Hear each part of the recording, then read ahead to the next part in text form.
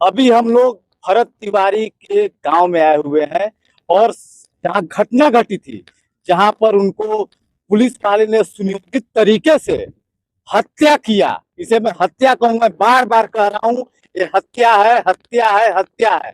अभी उसी घटना स्थल पर मैं अभी उपस्थित हूँ और मेरे साथ यहाँ के कुछ स्थानीय समाजसेवी, ग्रामीण, और जिस ग्रामीणों के लिए वो लड़ रहे थे, जिस दलित के लिए लड़ रहे थे, एक फॉरवर्ड क्लास का बेटा जो दलितों के लिए लड़ रहा था, वो अपने घर के लिए नहीं लड़ रहा था, वो अपने जमीन के लिए नहीं लड़ रहा था, वो दलितों के उत्थान के लिए लड़ रहा था।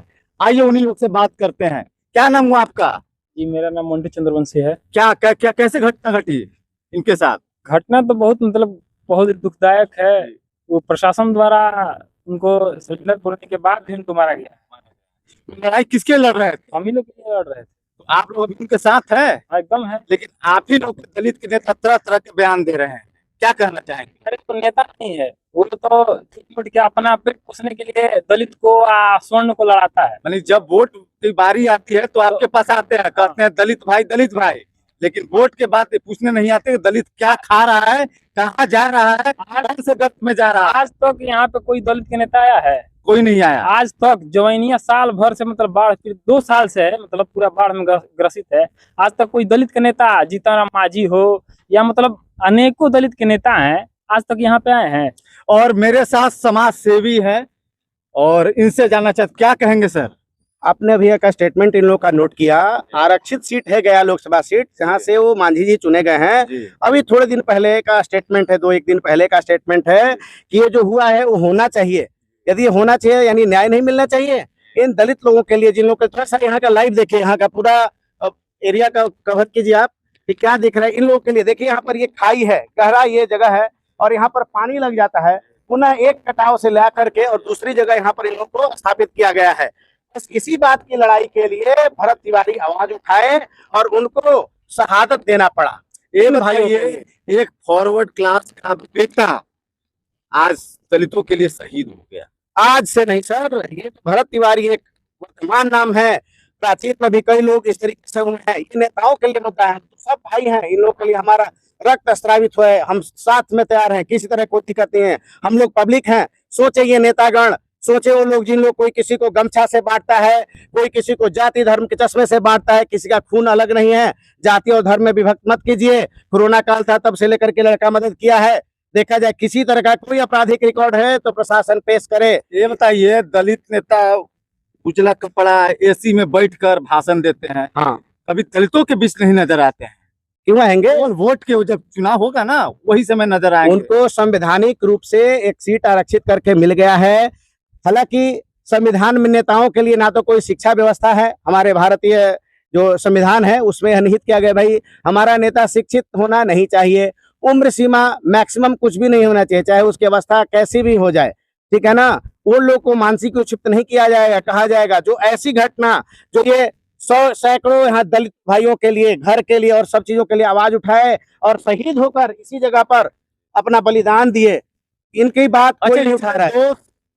सरकार की, पुलिस की, दोनों की है कि एक की दोष है? मैं ये कहूंगा सर्वोच्च पदाधिकारी जिन्होंने ये यहाँ के जो भी क्योंकि सम्राट चौधरी वो देखने आ नहीं रहे हैं सिचुएशन क्या है, वो तो सूचना यहाँ के थाना प्रभारी, स्थानीय जो पुलिस है वही देती है। हो सकता है उनको सूचना गलत दिया गया हो, ये बात मैं मानता हूं, लेकिन सम्राट चौधरी जी को अपने पुलिस महकमे, डीजीपी साहब को ये परिभाषित करना होगा, पुलिस वालों को ये सुनिश्चित करनी पड़ेगी पुलिस वालों के सामने कि भाई अपराधियों की श्रेणी क्या है, कौन से लोग अपराधी होंगे। सूचना का अधिकार अधिनियम हमारे देश में लागू है, हम अपनी बातों को प्रखरता से रख सकते हैं। आप लोग भी चौथा स्तंभ है सरकार का, अनुच्छेद 19 के तहत हम लोग यहाँ बात कर रहे हैं, अपनी बातों को रख रहे हैं।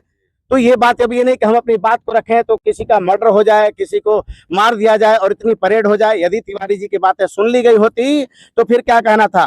क्या आपको लगता है सरकार न्याय दे पाएगी भरत तिवारी? सर, आप और हम लोग, यदि आप सभी मीडिया बंधु, हम लोग स्थानीय लोग जान देने के लिए तैयार हैं। कितने भरत तिवारी मारेंगे हम लोग? हाँ, लेकिन शांतिपूर्वक, पटना हो, दिल्ली हो, वहां तक बैठक करेंगे, कैंडल मार्च होगा, इसको लीपापोती नहीं करने देंगे हम लोग। आप लोग सिर्फ तत्पर रहिए और ईमानदारी पूर्वक, क्योंकि हमें पता है कि आप लोगों के पीछे भी कोई संरक्षण नहीं है, जैसे तिवारी जी के पीछे संरक्षण था।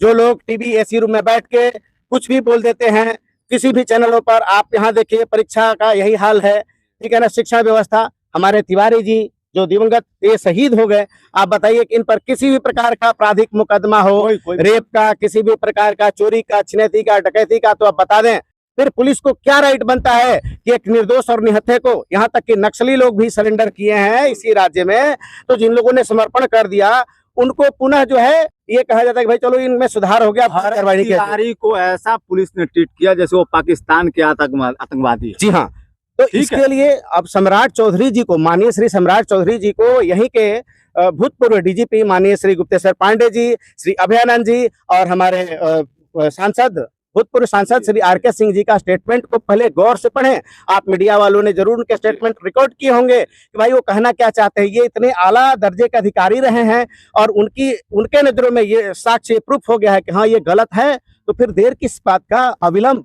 जब एक राज्य के, आपके राज्य का भूतपूर्व पुलिस महानिदेशक इन बातों को कह रहे हैं, तो आप फिर देर किस बात की। एसआईटी का गठन यथाशीघ्र हो और इस मामले को लीपापोती नहीं किया जाए, शहीद का दर्जा दिया जाए, तिवारी जी को उनके परिवार के साथ न्याय हो और जो भी परिवार वालों पर झूठा मुकदमा दर्ज हुआ है वो बिना किसी शर्त के वापस लिया जाए। और इन भाइयों के लिए जो तिवारी जी उठा रहे थे आवाज, इस चीज को आगे प्रमुखता से इन लोगों को भी न्याय मिले, इंसाफ मिले।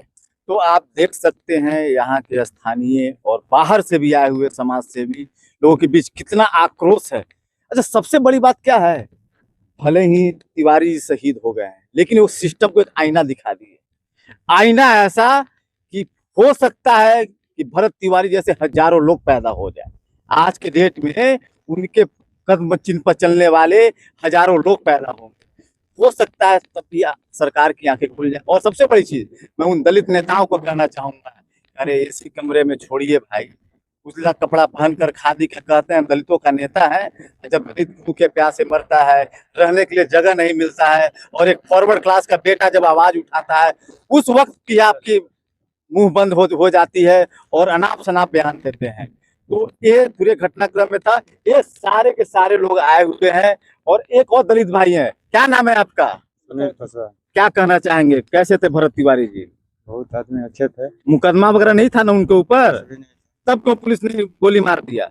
पुलिस वालों अब यही लोग पूछते हैं, थोड़ा सा भी कोई आदमी आवाज उठाता है गरीबों के नाम पे, उसको मार दिया जाता है। आपको लगता है कि वो दलितों के लिए लड़ रहे थे? आप लोग के लिए भी लड़े हैं, आप उन्हीं के गांव के हैं ना? अच्छा, कैसे घर से बुला के लाया, कैसे लाया? घर से वो लोग भी आया, पुलिस भी आया, घर से भी।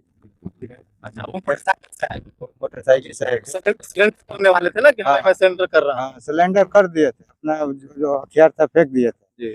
फिर भी उनको पकड़ के हाथ से मारा है लोग, हाथ से भी मारा है लोग। अच्छा, जब उनको गोली मारा गया तो ग्रामीण आप लोग थे यहाँ पर उपस्थित?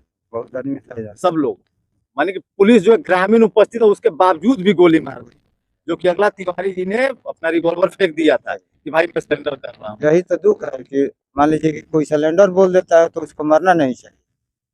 तो ये बताइए, आप लोग तिवारी जी के लिए कोई आवाज उठा रहे हैं? कहाँ आप नहीं लोग उठा के लिए शहीद हुए हैं, जी आवाज उठा रहे हैं? हाँ, एकदम। तो ये थे यहाँ के स्थानीय नागरिक, इन्होंने बोला कि तिवारी जी जो थे, भरत तिवारी जी सभी दलितों के लिए आवाज थे। और आगे खबर जानने के लिए बने रहे।